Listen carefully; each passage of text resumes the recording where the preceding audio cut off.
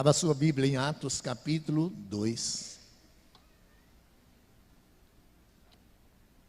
Atos capítulo 2. Leremos a partir do verso 37.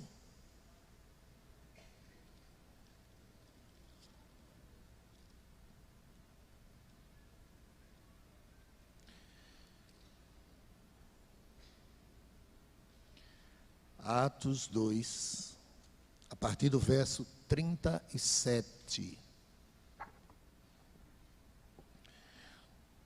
Nos diz assim as Escrituras: ouvindo eles estas coisas, compungiu-se-lhes o coração e perguntaram a Pedro e aos demais apóstolos: que faremos, irmãos? Respondeu-lhes Pedro: arrependei-vos e cada um de vós seja batizado em nome de Jesus Cristo para a remissão dos vossos pecados e recebereis o dom do Espírito Santo. Pois para vós outros é a promessa, para vossos filhos e para todos os que ainda estão longe, isto é, para quantos o Senhor nosso Deus chamar. Com muitas outras palavras, deu testemunho e exortava-os, dizendo: salvai-vos desta geração perversa. Então, os que lhe aceitaram a palavra foram batizados, havendo um acréscimo naquele dia de quase 3.000 pessoas, e perseveravam na doutrina dos apóstolos, e na comunhão, no partir do pão e nas orações. Baixe a sua cabeça, vamos orar. Peça ao Senhor que fale ao seu coração, ao coração de cada um que se encontra aqui.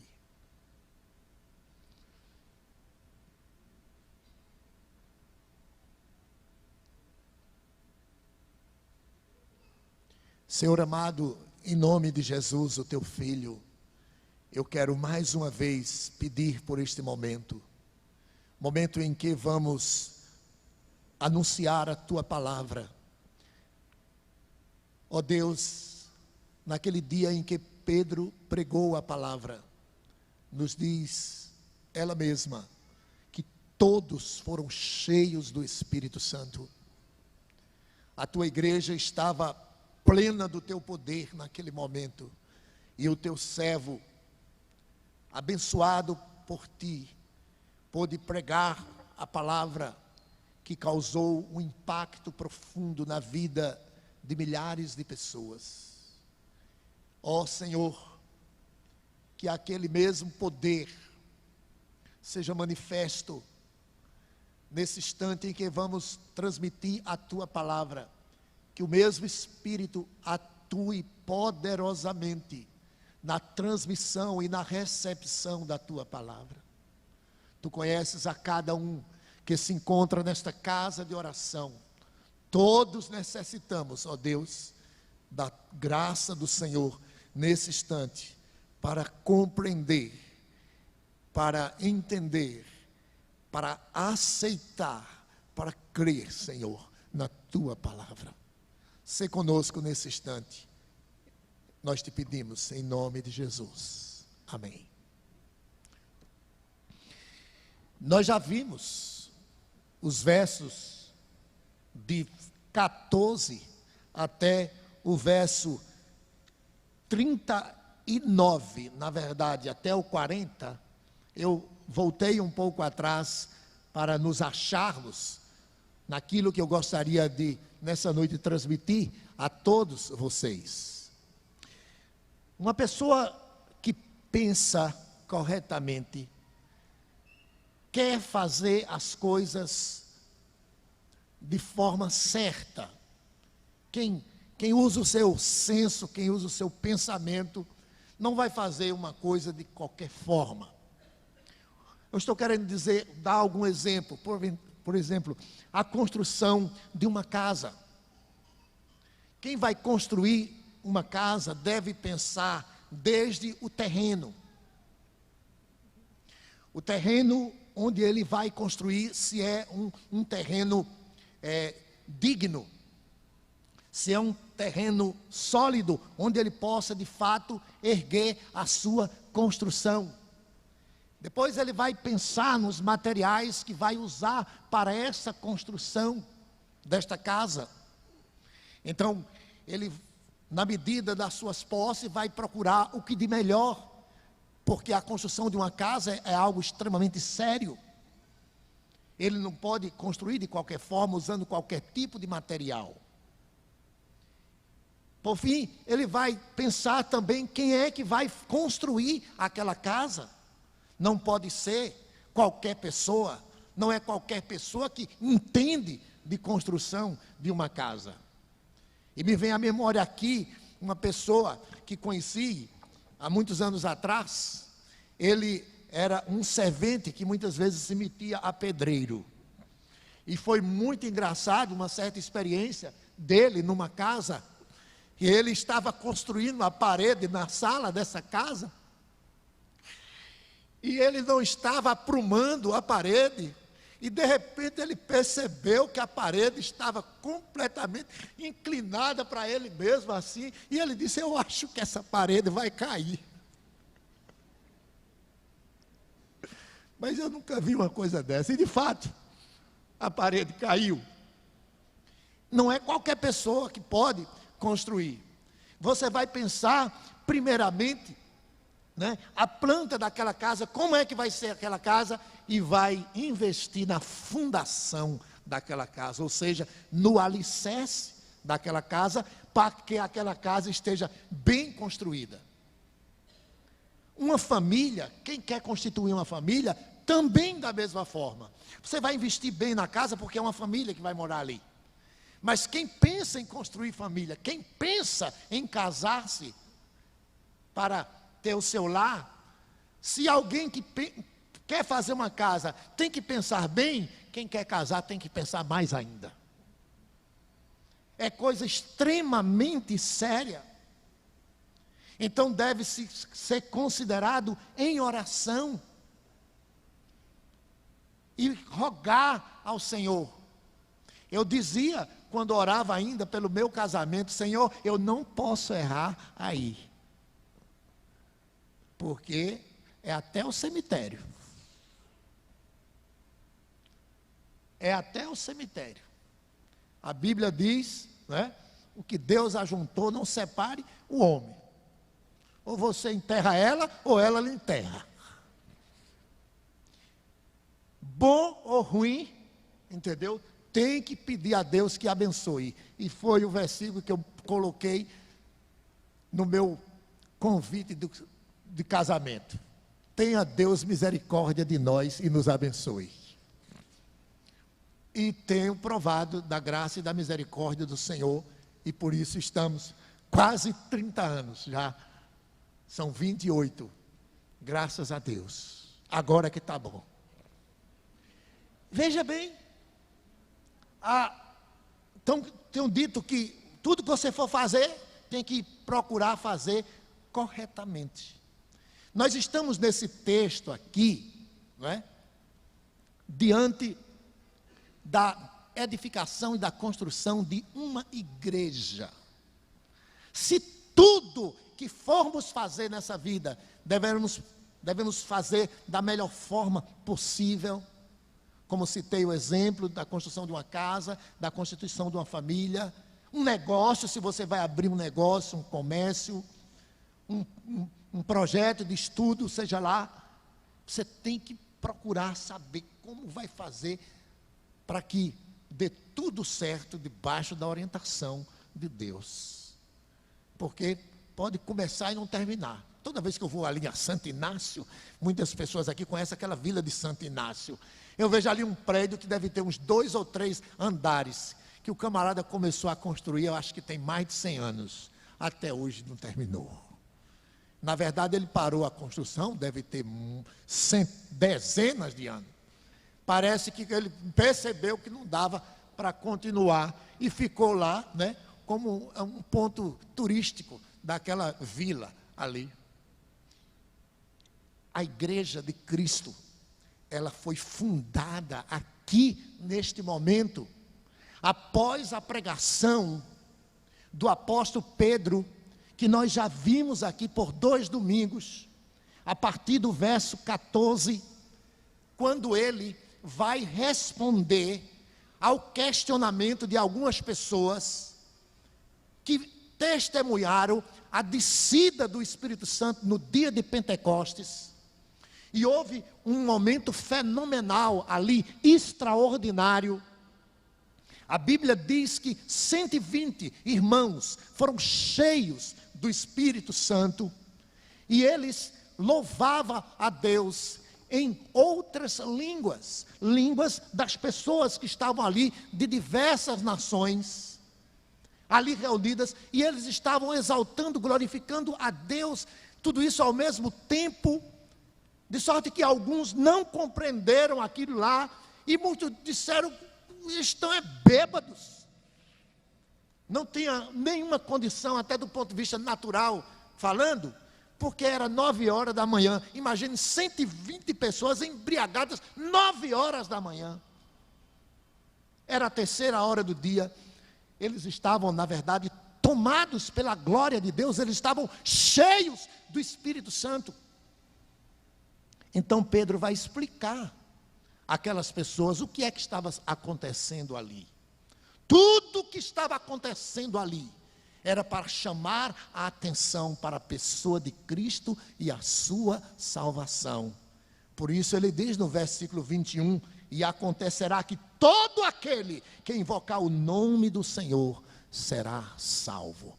Ele diz isso após explicar tudo o que estava se passando ali. Foi o que tinha sido dito no Antigo Testamento pelo profeta Joel.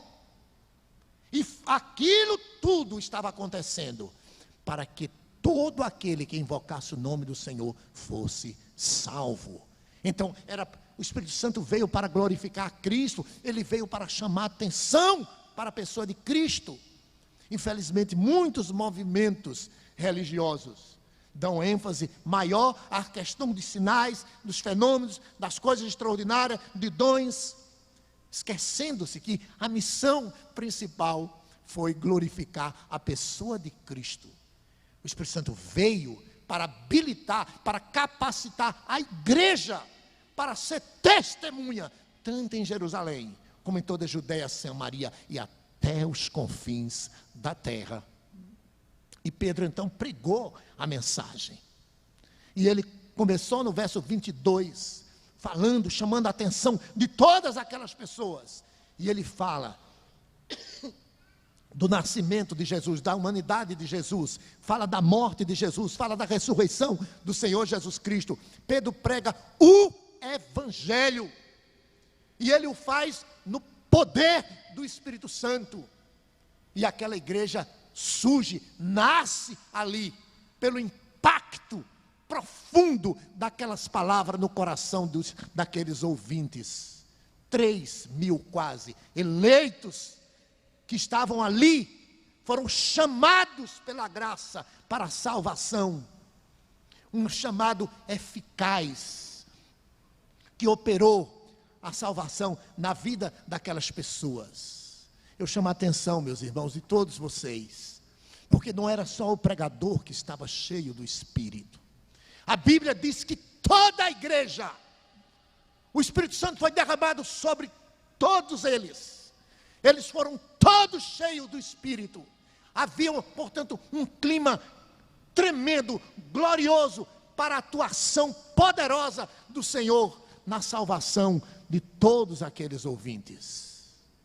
Eles estavam todos reunidos, 120, estavam em oração, e de repente, do alto céu, veio o poder que eles estavam esperando, pois Jesus havia prometido e estava profetizado cerca de 700 anos antes, 600, 700 anos antes de Cristo. Então, Pedro pregou esta palavra e anunciou a Jesus, o Messias. E aquelas pessoas que estavam ouvindo aquelas palavras, eles foram aqueles que rejeitaram o Senhor Jesus Cristo, muitos deles, durante o seu ministério. A Bíblia diz que ele veio, mas não o receberam. E naquele momento, Pedro está dizendo: olha, esses que vocês rejeitaram, esses que vocês não receberam, ele é o Cristo. Eles não criam num Cristo que viria para morrer e para padecer. Eles esperavam um Messias que viesse para libertá-los, né, do domínio de Roma. Eles queriam uma liberdade material, terrena. Eles queriam vida boa, eles queriam o céu aqui na terra. Eles queriam um Messias assim, que viesse reinar sobre eles e eles pudessem sobressair sobre as demais nações. Mas Pedro diz: olha, esses que você esperava, o Messias, o verdadeiro Messias, é esse que se tornou homem, é esse que vocês o entregaram, é esse que vocês crucificaram, é esse que vocês mataram. Quando Pedro disse isso, lá no verso 36, esteja absolutamente certa, a casa de Israel, todos vocês, veja aí na Bíblia, no verso 36, que este Jesus, que vós crucificaste, Deus o fez Senhor e Cristo. Esta foi a palavra de Pedro àquelas pessoas, e elas ficaram desesperadas, porque o Espírito Santo naquele momento usou as palavras de Pedro para convencê-las do pecado. Veja o que é que diz o verso 37, ouvindo eles estas coisas, compungiu-se-lhe o coração e perguntaram a Pedro e os demais apóstolos: que faremos, irmãos? Em outras palavras, e agora? O que é que vai ser de nós? Nós matamos aquele que nós esperávamos. Não foi como nós esperávamos. Que esperança existe agora para nós? Nós agora somos culpados do maior crime da humanidade. Eles ficaram num abismo de culpa, de remorso terrível, lamentando profundamente. A palavra penetrou como uma espada os seus corações, e eles se sentiram completamente culpados e condenados, e sem esperança. Então eles dirigiram-se aos apóstolos e perguntaram: que faremos, irmãos? E Pedro, que tinha pregado a palavra para eles, lhes diz o que eles deveriam fazer. O Senhor Jesus Cristo, em certa ocasião, perguntou a Pedro: que dizem os homens acerca do Filho do Homem? Na verdade, perguntou a todos os seus apóstolos. E eles responderam: uns dizem que tu és Elias, outros Jeremias, outros João Batista, alguns dos profetas. E vós, que dizeis que eu sou? Pedro tomou a palavra e disse: tu és o Cristo, o Filho do Deus vivo. Jesus disse: bem feliz és tu, Simão, filho de Jonas. Isso não foi tu mesmo que compreendeste por tua própria capacidade, foi o meu Pai que te revelou. Pois eu te digo, tu és Pedro, sobre esta pedra edificarei a minha igreja, e as portas do inferno não prevalecerão contra ela. A Pedro, naquele momento, o Senhor Jesus Cristo estava dando as chaves do reino dos céus. O que é isso? Eu já vi uns retratos em algumas casas, uma imagem, segundo dizem, de São Pedro, com a chave. A chave do reino dos céus é a pregação da palavra de Deus. Pedro usou a chave. A chave foi a exposição do Evangelho. Então, naquele momento, a igreja estava sendo inaugurada debaixo de forte perseguição. e cumpria-se a promessa de Cristo, as portas do inferno não prevalecerão contra a igreja do Senhor. E aquelas pessoas escutam qual é o conselho que Pedro dá, versículo 38, a palavra de Pedro é: arrependei-vos, e cada um de vós seja batizado em nome de Jesus Cristo. E permita-me aqui fazer uma alteração. A tradução aqui não é tão feliz. Olha, como diz o texto: cada um de vós seja batizado em nome de Jesus para a remissão dos pecados. Tire o para e coloque por causa da remissão dos seus pecados. Ou seja, eles se arrependam, creiam no Senhor Jesus Cristo e por causa disso cada um seja batizado. Não é batizado para ter os pecados remidos, mas por causa dos pecados que foram remidos pelo sangue de Cristo, foram comprados, eles se arrependeram e creram, então eles sejam batizados. E todos aqueles que se arrependem e creem, recebem o dom do Espírito Santo. A palavra do Senhor nos diz em Efésios 1:13, tendo ouvido a palavra da salvação, o evangelho da salvação, tendo nele crido, foste selado com o Espírito Santo da promessa.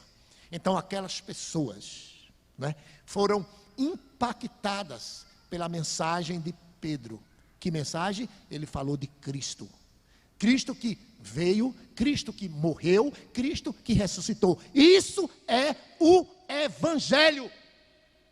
Paulo diz na carta aos Coríntios, capítulo 15, 1 aos Coríntios, capítulo 15, veja o que Paulo diz, os primeiros versículos: irmãos, venho lembrar-vos o evangelho que vos anunciei, o qual recebestes, no qual ainda perseverais, por ele também sois salvos, se retiverdes a palavra, tal como vos-la preguei, a menos que tenhais crido em vão.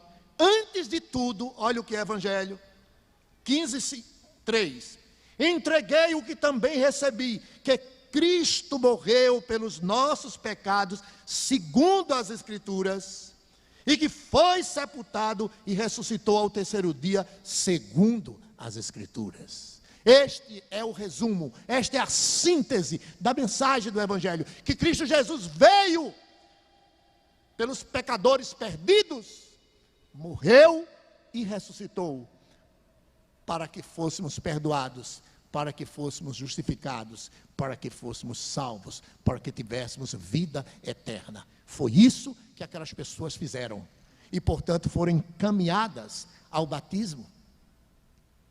O verso 41 do nosso texto diz assim: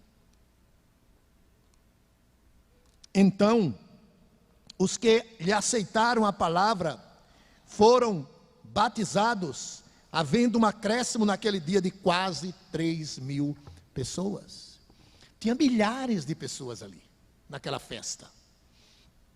Mas foram chamados no poder do Espírito Santo, pela pregação eficaz do apóstolo Paulo, do apóstolo Pedro. Quase 3.000 pessoas foram tocadas ali.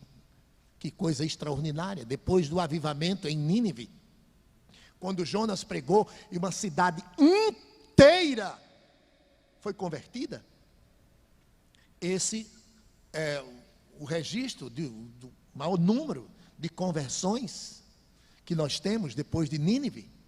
O texto seguinte vai dizer que logo em seguida chegou a quase 5.000. E foi crescendo, foi se multiplicando a igreja de Cristo. E aí, o apóstolo vai dizer como era que aquelas pessoas viviam. Então, se fosse dar um tema à nossa mensagem, né?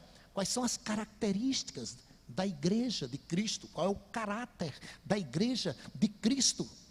Como é formada a igreja de Cristo? Então, em primeiro lugar, de pessoas, evidentemente, salvas. Aqueles quase 3.000 ali diz o texto que aceitaram a palavra. Não é qualquer pessoa que pertence à igreja de Cristo. Não é o fato de até mesmo ser batizado que quer dizer que a pessoa pertença à igreja de Cristo.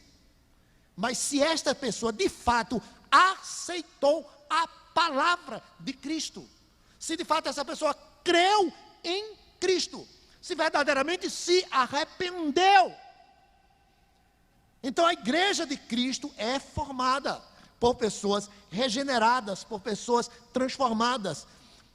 O texto diz que eles foram compungidos, versículo 37, compungiu-se-lhe o coração e perguntaram a Pedro e os demais apóstolos: o que faremos? Foram impactadas e eles disseram o que tinham a fazer e eles fizeram. Então essas pessoas foram salvas. Eu vejo muitas pessoas dizer que ninguém merece a salvação. Evidentemente está correto isso. Ninguém merece a salvação. Ela vem pela graça e pelo poder de Deus. Olha o que o verso 39 diz: pois para vós outros é a promessa, para vossos filhos e para todos que ainda estão longe, isto é, para quantos o Senhor nosso Deus chamar. É Ele que diz: vinde a mim.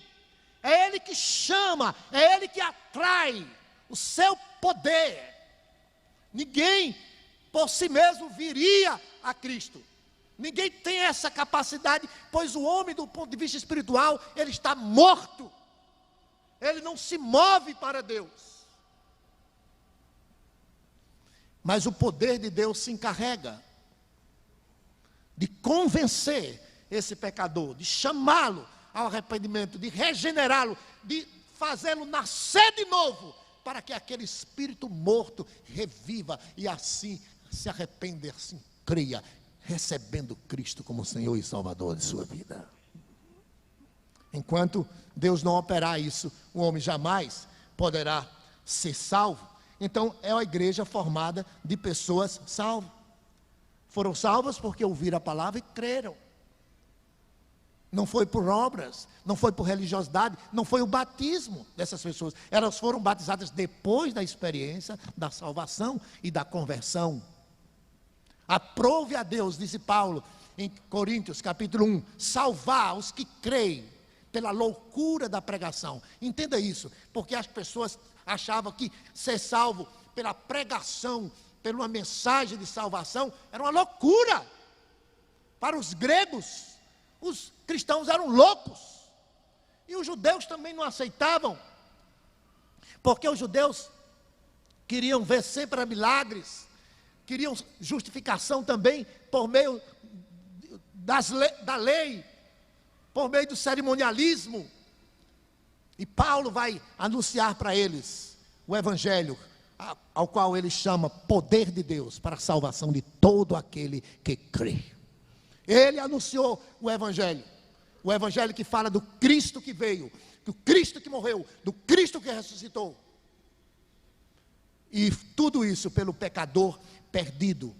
E Paulo disse: se alguém anuncia outro evangelho que não seja este, não aceite, seja considerado maldito. Lutero disse uma coisa muito interessante. Ele disse: qualquer ensinamento que não esteja enquadrado com as Escrituras deve ser rejeitado, ainda que faça chover milagre todos os dias. Tem que estar em harmonia com a palavra de Deus, tem que estar em harmonia com Cristo, tem que estar em harmonia com o Evangelho, com o fundamento, com a doutrina dos apóstolos, com as doutrinas da graça do Senhor Jesus Cristo. Então, é uma igreja feita por pessoas salvas, pessoas batizadas. Agora sim, né? Depois da experiência da conversão, deve procurar serem batizados. Não há qualquer mérito no batismo, absolutamente. Não existe um mérito regenerador no batismo. É preciso ser dito isso claramente, porque o romanismo apregoa um poder sacramental no batismo, ao qual chamam de sacramento. Ou seja, as pessoas que são batizadas, é-lhes conferida uma graça naquele instante de se tornarem filhas de Deus. Por isso que batizam aqueles recém-nascidos, porque conforme dizem, se morrer sem ser batizado, morre pagão. Creia piamente que o fato de levarem as crianças recém-nascidas para serem batizados, essas pessoas desta forma estarão entrando na família de Deus. Um poder regenerador por meio do batismo. Onde está isso na Bíblia? Em lugar nenhum. Isso não tem a sustentação das Escrituras. A palavra fala claramente de pessoas que foram salvas e nunca foram batizadas. E é destacado isso nas Escrituras, porque o primeiro a entrar no céu foi o ladrão da cruz, que morreu ao lado do Senhor Jesus Cristo, que não foi batizado. Aliás, ele nunca pisou nem numa igreja e nunca fez uma boa obra. Muito pelo contrário, as obras dele eram as piores que existiam. Ele estava ali porque ele tinha pisado na lei. Ele tinha transgredido a lei. Mas ele morre nos seus últimos instantes, arrependido dos seus pecados e clamando ao Senhor Jesus Cristo por sua salvação. Ele diz: lembra-te de mim, Senhor. E Jesus disse: hoje mesmo estarás comigo no paraíso. O primeiro, um ladrão, um criminoso. O Evangelho é o poder de Deus para salvar todo aquele que crê. Não é o batismo, é o Evangelho, é o Senhor Jesus Cristo. Então, quando diz aqui que sejam batizados para a remissão dos pecados, entenda, sejam batizados por causa da remissão dos seus pecados, porque foram perdoados, porque se arrependeram, porque creram, então foram batizados. E assim é todo o livro de Atos. No capítulo 8 nós vamos encontrar em Samaria muitas pessoas sendo batizadas porque creram. No capítulo 8 nós vamos encontrar o eunuco que ouviu a mensagem da palavra de Deus através do evangelista Filipe. Filipe anunciou a Jesus, anunciou ao eunuco a pessoa de Cristo, o evangelho. O eunuco creu e disse: quem impede que eu seja batizado? Filipe disse: é lícito se tu crês de todo o coração. Ele disse: eu creio. Ele foi batizado. O carcereiro de Filipos, em Atos 16, versículo 31, quando ele pergunta: senhores, que devo fazer para que eu seja salvo? Paulo respondeu: crê no Senhor Jesus Cristo, serás salvo, tua casa. E ele anuncia a palavra a ele e a todos os seus da sua casa, e todos se arrependem, todos creram e todos foram batizados. É assim que as Escrituras mostram que é quando a pessoa crê no Senhor Jesus Cristo, deve, portanto, ser batizado. Batismo é simbólico e representa a morte para os pecados e a nova vida em Cristo Jesus.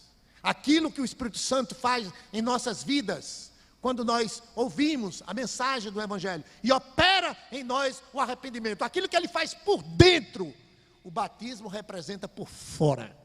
Então, simbolicamente, publicamente, a pessoa entra nas águas simbolizando a morte da velha criatura e sai das águas simbolizando a nova vida em Cristo Jesus. É isso o significado do batismo.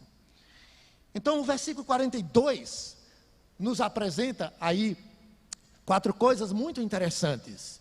Então, a igreja de Cristo, ela é formada de pessoas salvas. Ela é formada de pessoas batizadas. Embora não quer dizer que todos os batizados sejam salvos, nem quer dizer que uma pessoa, por não ser batizada, não seja salva. Entendam que nós estamos querendo colocar aqui. E o que acontecia ainda mais, em terceiro lugar, aquelas pessoas perseveravam. Aquelas pessoas perseveravam. Versículo 42. E perseveravam. Aonde? Na doutrina dos apóstolos, na comunhão, no partir do pão e nas orações. Perseveravam. A igreja, ela nasceu debaixo de ferrenha perseguição. Um dos sinais de uma pessoa verdadeiramente convertida é a sua perseverança.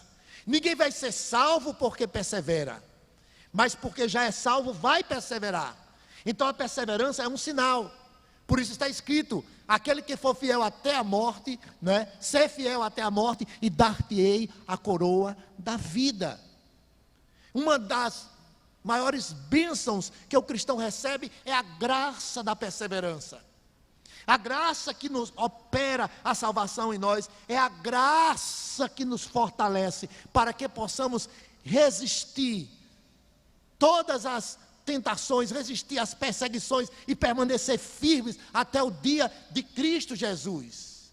Paulo, que disse a Timóteo: eu sei em quem tenho crido, ou seja, ele tinha convicção de salvação porque cria no Senhor Jesus Cristo. Ele vai dizer a Timóteo: Timóteo, não te envergonhes do Evangelho. Filho meu, fortifica-te na graça que há em Cristo Jesus. É Deus que opera por sua graça, de modo eficaz, para que a gente persevere. O texto diz que eles perseveraram, e não era fácil perseverar. Hoje qualquer um pode se tornar crente, não vai lhe acontecer nada, até você chegar lá na sua casa, no dia a dia, não espere tanta perseguição. Vai acontecer, mas mais no campo das ideias. Mas naquele tempo, aqueles que diziam que Jesus Cristo é o Senhor, aqueles que confessavam a Cristo, eles estavam colocando em risco as suas vidas. Mas o texto diz que eles perseveravam, seguiam a Cristo. Seguir a Cristo naquela época significava levar a cruz. E hoje não é diferente. Seguir a Cristo, ser discípulo de Cristo, custa caro. Note bem, a salvação é de graça, é pela graça. Mas seguir Jesus, isso que nós chamamos de discipulado, custa muito caro. Custa o negar-se a si mesmo, custa o renunciar aos seus próprios interesses. Aquelas pessoas perseveraram diante de tremendas perseguições. E são exemplo para todos nós. Os cristãos hebreus, muitos deles estavam apostatando a fé. E a carta é escrita para eles, para chamar a atenção deles, para que eles perseverassem. No capítulo 2, pode abrir a sua Bíblia, Hebreus capítulo 2. Veja a advertência que nós temos aí. Hebreus 2:1, por esta razão importa que nos apeguemos com mais firmeza às verdades ouvidas, para que delas jamais nos desviemos. Isso é sério. A palavra que nos diz que estamos seguros em Cristo chama a nossa responsabilidade para não brincarmos na vida cristã. O texto está dizendo: importa que nos apeguemos com firmeza. Aquelas pessoas fizeram isso.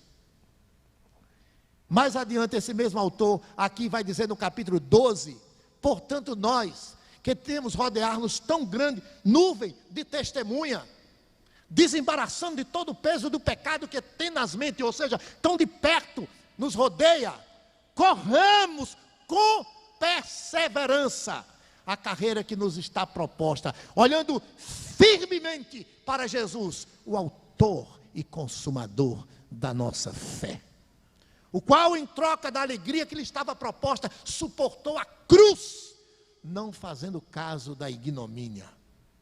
E ele ajunta dizendo: considerai, pois, atentamente aquele que sofreu tamanha oposição dos pecadores, para que não vos fatigueis desmaiando em vossas almas.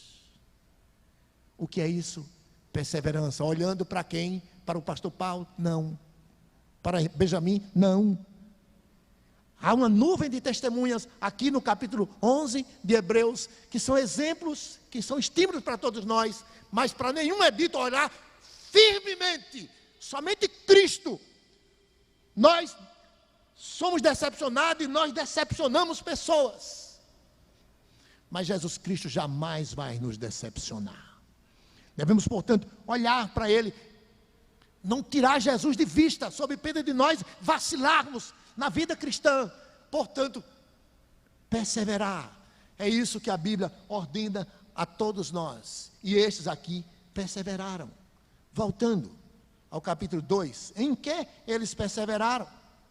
Primeiramente diz o versículo, na doutrina dos apóstolos. Eu disse há pouco, quem vai construir uma casa, vai querer ter todos os cuidados, e um dos cuidados é no alicerce, é na fundação. Pois, muito bem, a doutrina, a verdade, a palavra, é o fundamento. E aquelas pessoas estavam perseverando na doutrina dos apóstolos. Não era em qualquer mensagem, não era qualquer crença. Ah, falou em Deus, eu gosto. Conversa.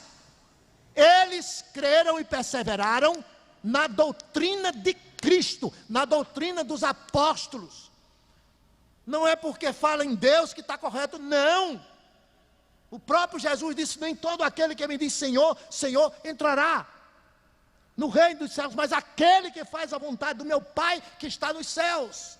E Ele, Jesus, é a palavra em carne, Ele é a pedra, Ele é o fundamento, Ele é o alicerce, e é nele que aquelas pessoas estavam perseverando. Abra a sua Bíblia em Efésios 2, 20. Efésios 2, capítulo 20, capítulo 2, versículo 20. Olha que palavra é dita aí, acerca da igreja.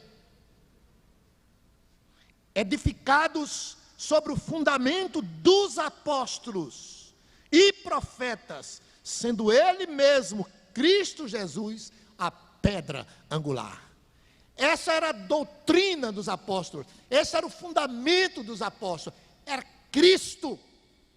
Cristo é a palavra, é o verbo que se fez carne e habitou entre nós. Eles não estavam perseverando numa crença que falava em Deus como algo, não, eles estavam perseverando numa crença bíblica, fundamentada na doutrina dos apóstolos, ou seja, eles estavam perseverando em Cristo Jesus.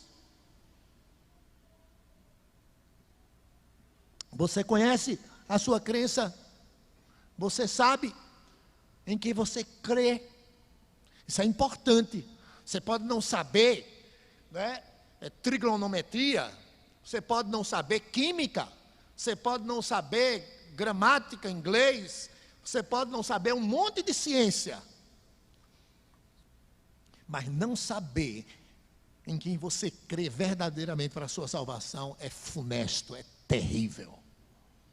É isso que vai fazer diferença naquele dia em que você estiver diante do nosso Deus.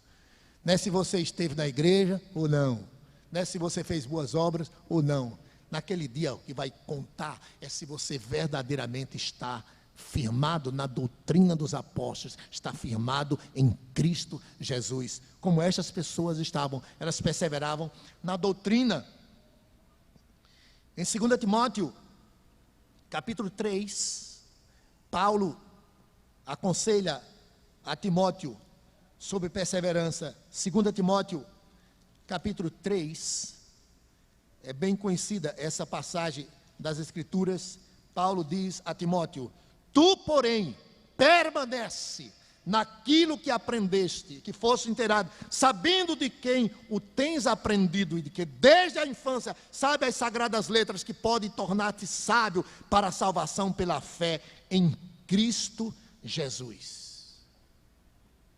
Moisés falou a Josué, o Senhor falou a Josué que ele não temesse receber aquela responsabilidade, mas que ele firmasse na palavra, não se desviasse nem para a direita e nem para a esquerda, e tivesse cuidado de fazer conforme tudo que estava escrito.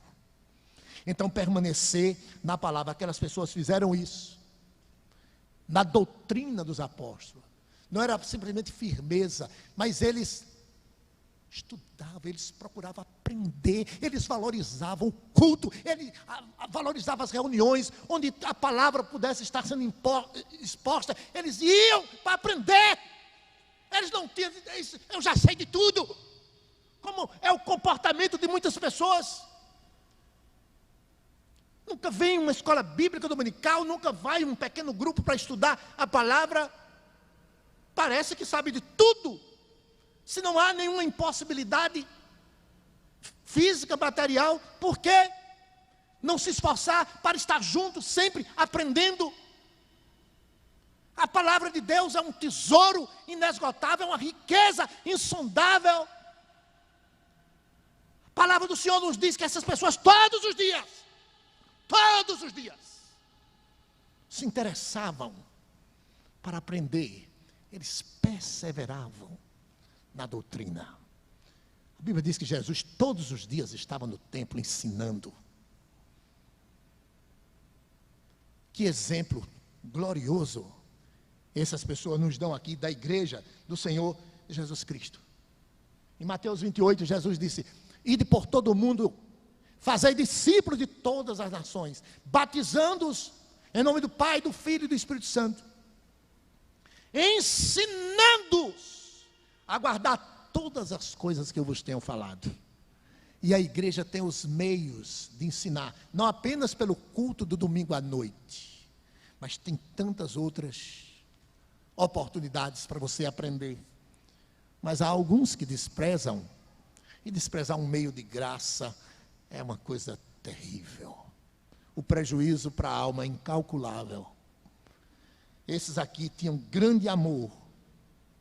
Eles perseveraram na doutrina dos apóstolos.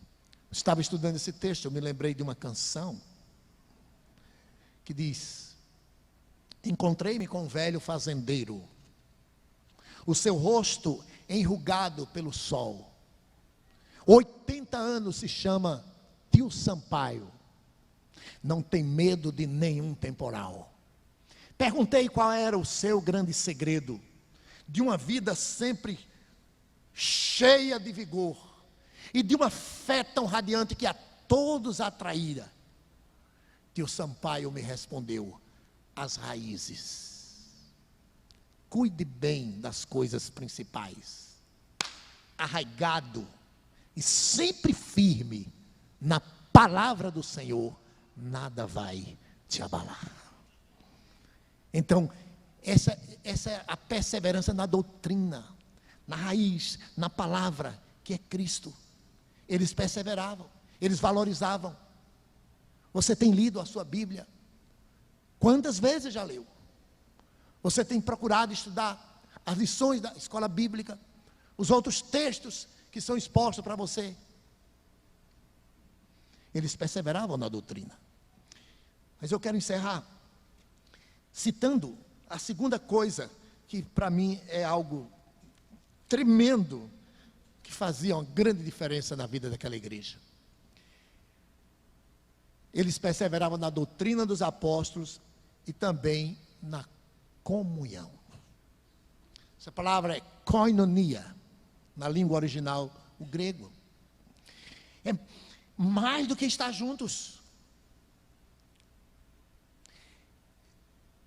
Aqueles crentes, aqueles que receberam a palavra, eles foram salvos, foram transformados, foram batizados e se firmaram na palavra, mas eles se tornaram uma comunidade de pessoas que se amavam.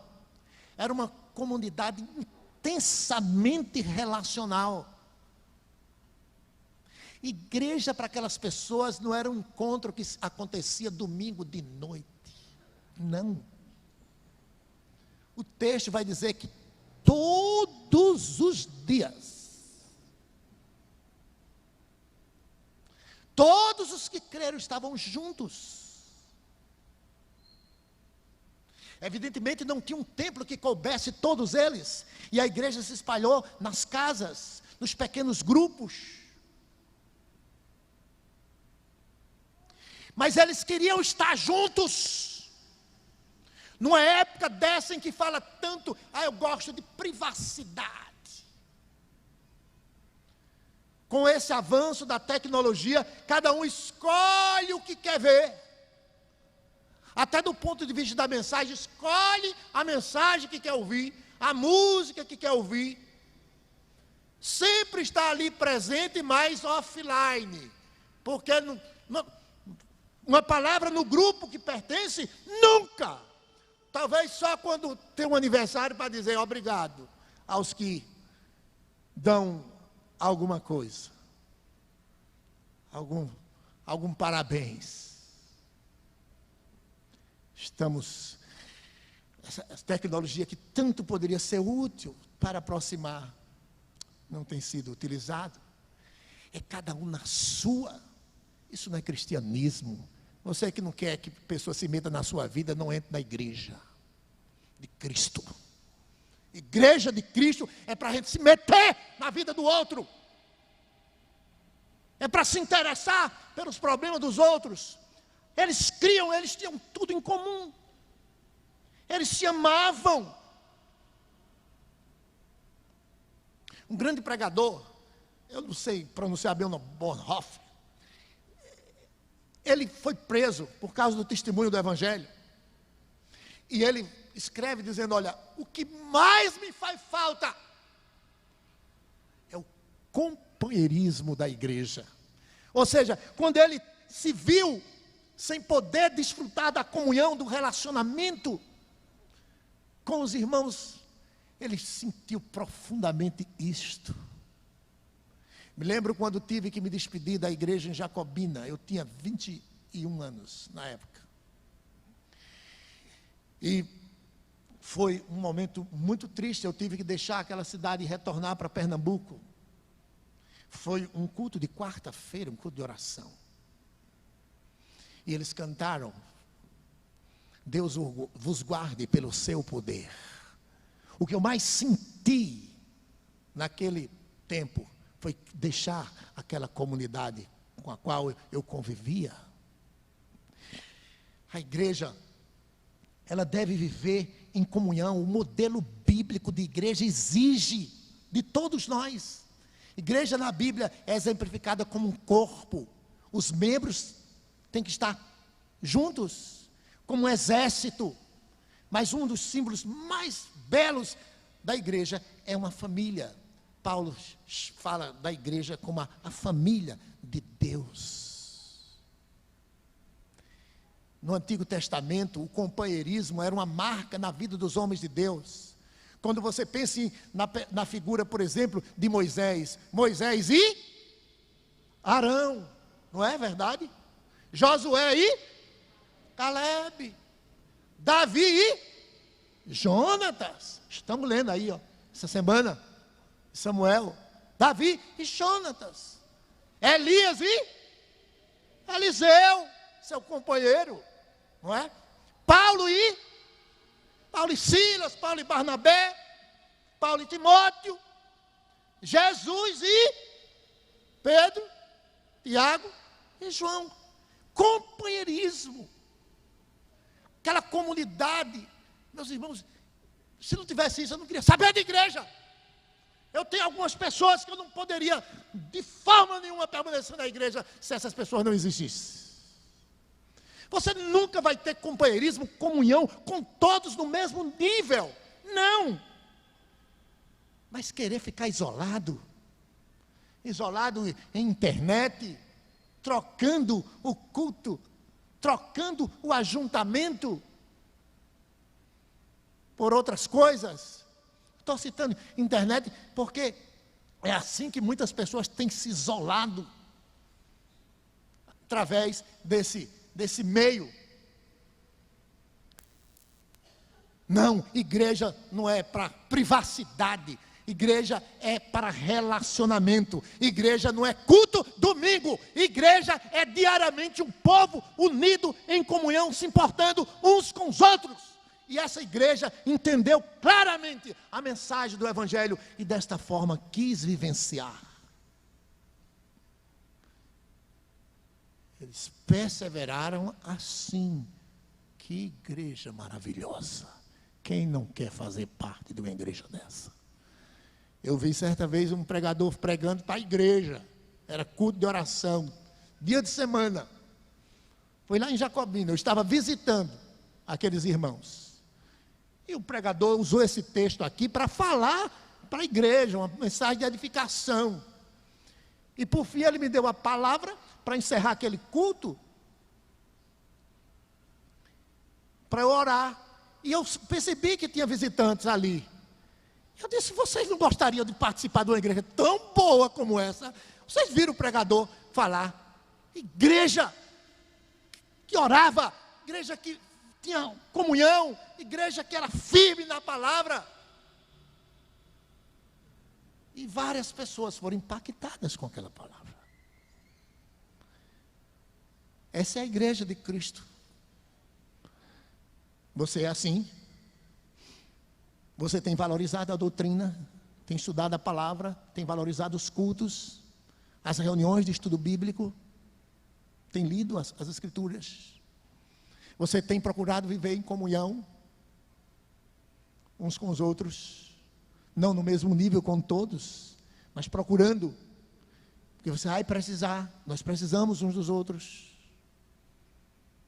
A gente continua, se Deus permitir, no domingo que puder estar aqui. Que Deus aplique esta palavra em cada coração. Foi Jesus, foi Ele que morreu, foi Ele que ressuscitou para formar a sua igreja. Você que nos visita nessa noite aqui, não gostaria de participar dessa igreja? Essa igreja de Cristo, fundada na doutrina dos apóstolos, que é Cristo Jesus. Entregue a sua vida ao Senhor Jesus nesta noite.